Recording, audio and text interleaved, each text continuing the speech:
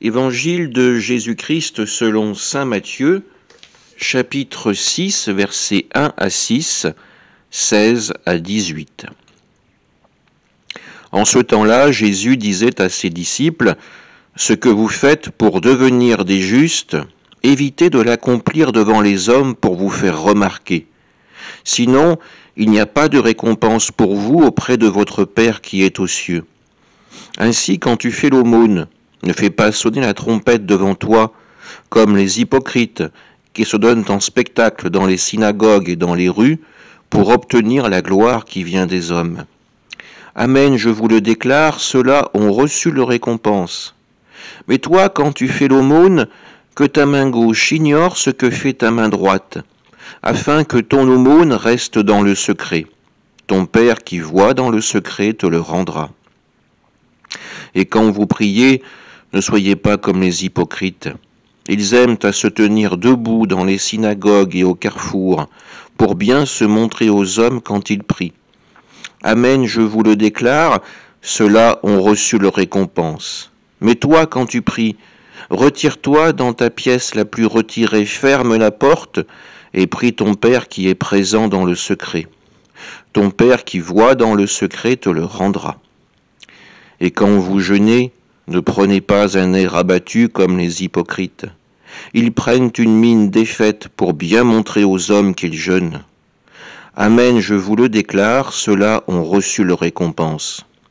Mais toi, quand tu jeûnes, parfume-toi la tête, lave-toi le visage. Ainsi ton jeûne ne sera pas connu des hommes, mais seulement de ton Père qui est présent au plus secret. Ton Père qui voit au plus secret te le rendra. Acclamons la parole de Dieu. Dans cet évangile, Jésus nous rappelle cette nécessité de l'amour sincère, du geste gratuit, du geste désintéressé.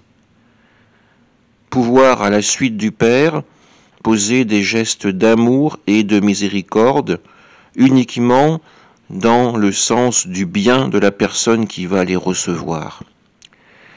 Il met en garde contre ceux qui veulent recevoir la gloire des hommes, ceux qui parlent, qui agissent uniquement pour être vus et entendus des hommes, pour recevoir une gloire qui est vaine, stérile, éphémère.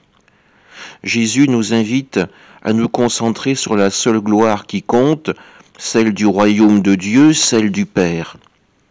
Nous avons un autre guide dans ce chemin de la discrétion, ce chemin de la vertu, et c'est Marie, elle qui a porté le Sauveur dans le plus grand des secrets, elle qui l'a élevé, pourtant à la face du monde, mais toujours dans la plus grande des discrétions, elle qui a su se faire la servante du Seigneur, elle a mis en pratique cette demande que Jésus nous fait aujourd'hui, agir dans la discrétion, agir surtout par amour pour Dieu et par amour des hommes.